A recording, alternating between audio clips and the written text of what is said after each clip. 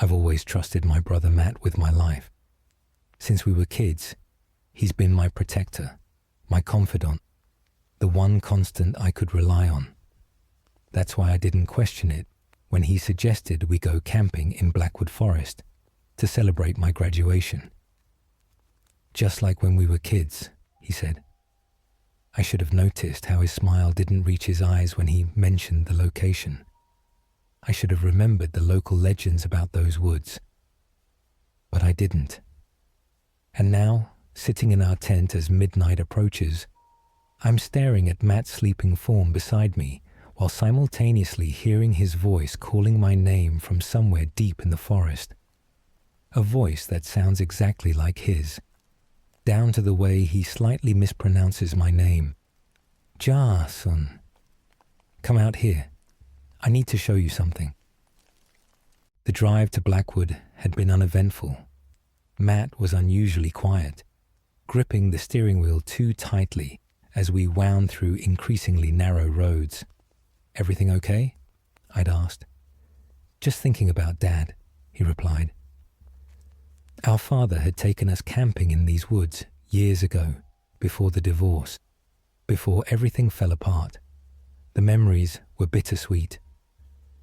We arrived at the trailhead by noon, shouldering our packs for the 3-mile hike to the campsite. The forest felt different than I remembered. Denser, more watchful. Several times I caught Matt glancing over his shoulder, pausing to listen. Hear something? I asked the third time. He shook his head.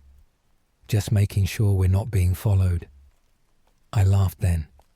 Who'd follow us out here? His answer chilled me. Not who. What? We made camp near a small stream, the burbling water masking other forest sounds.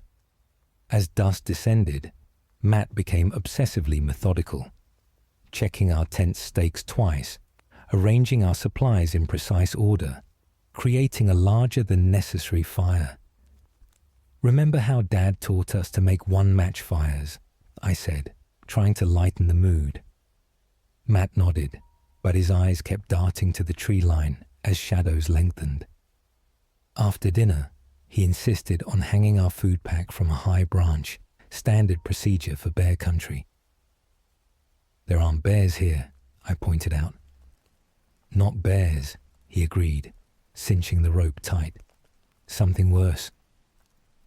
I thought he was joking, trying to scare me like when we were kids.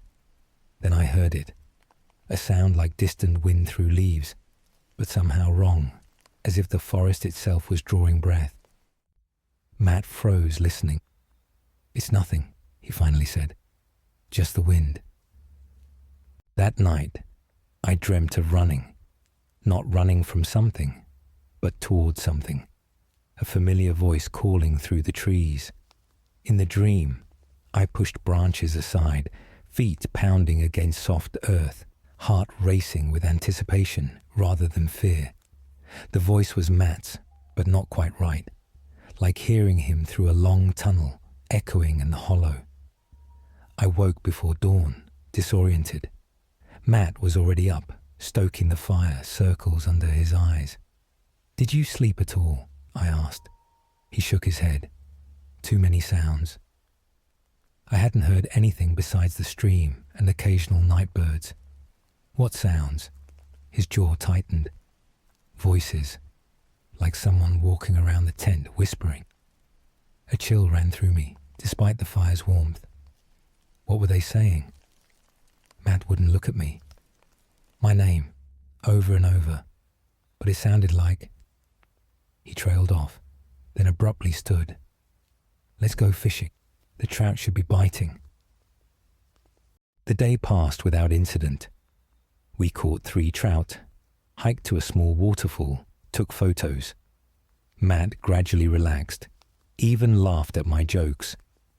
By evening, I'd convinced myself his night fears were just stress or old memories. After dinner, exhaustion hit me. I'm turning in early, I told Matt, who was still sitting by the fire. I'll be there soon, he replied. Just want to make sure the fire's completely out. I crawled into the tent, zipped my sleeping bag, and was asleep within minutes. A sharp sound jolted me awake, a branch snapping nearby. The tent was dark, Matt's sleeping bag empty beside me. I checked my watch. 11:42 p.m. Then I heard it, Matt's voice, coming from the woods beyond our campsite. "Jason, come quick. You've got to see this." There was excitement in his tone, like he'd discovered something amazing. I reached for my flashlight, then froze as I heard sleeping bag fabric rustle beside me. I turned slowly, flashlight beam revealing Matt's face, eyes closed, breathing the deep rhythm of sleep. My body went rigid, mind racing to process the impossibility. Matt was here, asleep, while his voice called from the forest. "Jason, hurry." The voice was perfect, the slight rasp, the way he emphasized the second syllable of my name. I shook Matt's shoulder roughly. He groaned, eyes fluttering open. "What?" His voice, thick with sleep, came from inches away. Simultaneously, his voice echoed from the darkness. "Jason, please, I need you." Matt's eyes widened as he heard it too. He sat up sharply, fumbling for his own flashlight. "What the fuck?" he whispered. The plea came again, more desperate. "Jason, help me." Matt gripped my arm, nails digging into skin.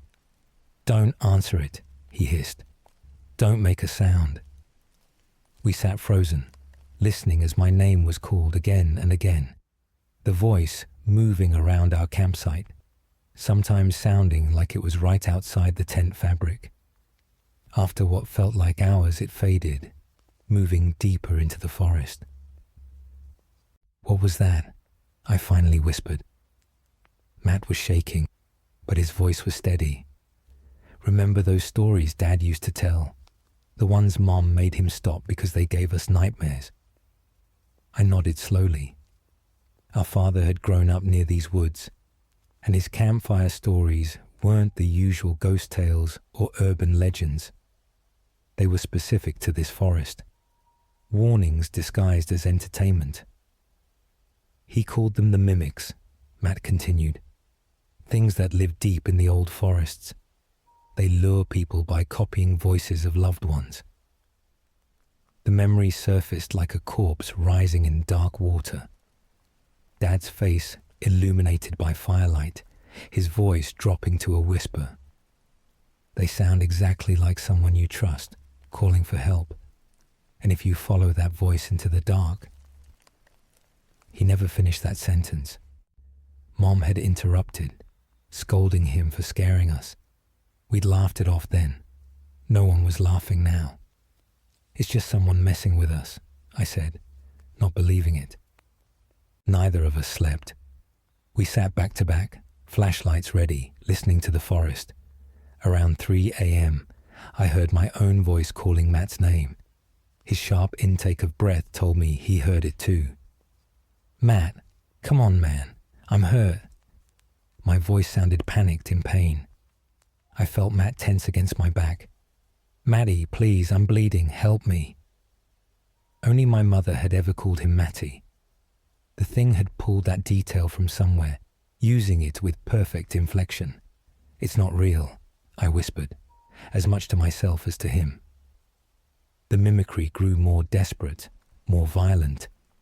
My voice screamed his name, begged him not to let me die alone in the dark. Worse were the sounds between the words. Choking, sobbing, the wet gurgles of someone drowning in their own blood. Matt pressed his hands over his ears, rocking slightly. When dawn finally broke, the forest fell silent. We packed in silence, eager to leave. As I rolled the tent, Matt finally spoke. "Dad heard them too. That's why he stopped bringing us here." I paused. "How do you know?" Matt wouldn't meet my eyes.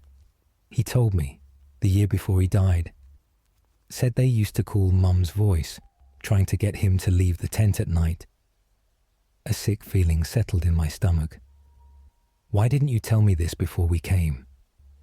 He zipped his backpack with unnecessary force. because I thought they were gone. There was a fire that burned thousands of acres here about 10 years ago. Dad said it drove them deeper into the mountains. I thought... He trailed off, shaking his head. I thought we could have one good memory here before... Before what? He didn't say. I suddenly understood his insistence on this trip, the location, the timing. Matt was shipping out next month. Army deployment to a place he wasn't allowed to name. We hit the trail by 7 a.m., pushing a hard pace. The 3-mile hike in now felt like 30. The morning was unnaturally quiet.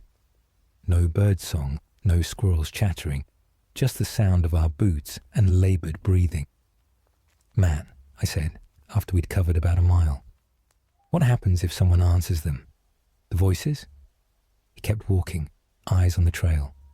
"Best case scenario, you get lost and die of exposure." I waited for him to continue. He didn't. "And worst case?" He stopped so abruptly I nearly ran into him. Dad said his uncle followed one. They found pieces of him scattered over 3 miles of forest. The official report blamed a bear attack. He adjusted his pack straps. "They're getting bolder. They usually don't start until the 2nd or 3rd night. They've never been this persistent before." As if summoned by his words, we heard it. Mom's voice, calling both our names from somewhere off trail. "Boys, where are you? I've been looking everywhere." "Run," Matt whispered. We sprinted down the trail, branches clawing at our clothes, roots threatening to trip us with every step. The voice followed, changing as it called. Sometimes Mom, sometimes Dad, sometimes friends or other relatives. It was never quite in sight, always just behind us or off to one side. The trail forked. Matt grabbed my arm, yanking me left when I would have gone right. "That way leads deeper in," he gasped. "They're trying to herd us." My lungs burned, legs wobbling with exhaustion. Then Matt stopped short, and I crashed into him. Before us stood a figure on the trail, human-shaped but wrong somehow, like a reflection in warped glass. It wore a park ranger's uniform that hung oddly on its frame. "You boys look lost," it said in our father's voice. Its face was obscured by shadow despite the morning sun. Matt reached slowly into his pocket, withdrew his hunting knife. "Don't look at its face," he warned. The figure's head tilted unnaturally. "Matthew," it said, voice shifting to our mother's. "Put that down before you hurt yourself." Matt lunged forward, knife slashing. The figure moved with impossible speed, sidestepping like smoke drifting in wind. "Run!" Matt shouted, positioning himself between me and the thing. I hesitated, unwilling to leave him. "Now!" he roared, feinting another attack. I ran, heart hammering against my ribs. Behind me came sounds of struggle, grunts, the thud of bodies hitting earth, a horrible, wet, tearing noise. Then Matt's scream, high and thin with pain. I skidded to a stop, torn between self-preservation and brotherhood. "Jason, run!" Matt's voice again, desperate and commanding. But was it really him this time? Or the thing trying to lure me back? I stood paralyzed by indecision as rustling came from the bend behind me.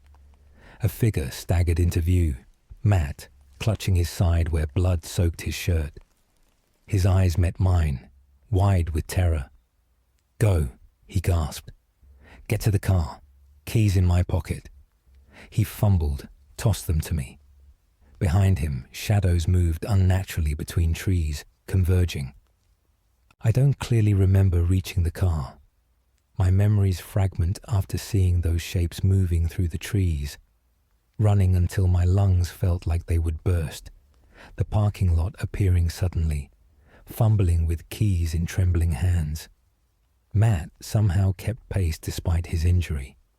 We peeled out of that lot, tires spraying gravel, neither speaking until miles of highway separated us from Blackwood Forest. At the hospital, Matt needed 27 stitches. Animal attack, he told the doctors. They believed him. We've never spoken about what really happened, but sometimes I catch him listening too intently when someone calls my name, or staring suspiciously at phone calls from unknown numbers. Last week, Mum called from the house while we were grocery shopping, asking if we could pick up some milk. Both of us froze in the aisle, eyes meeting in silent understanding. Matt changed his deployment request after that trip. He's stationed stateside now, just 2 hours away. Close enough to reach me, he says, if I ever need him. But sometimes, when the phone rings at night and the caller ID shows his name, I let it go to voicemail, just to be sure.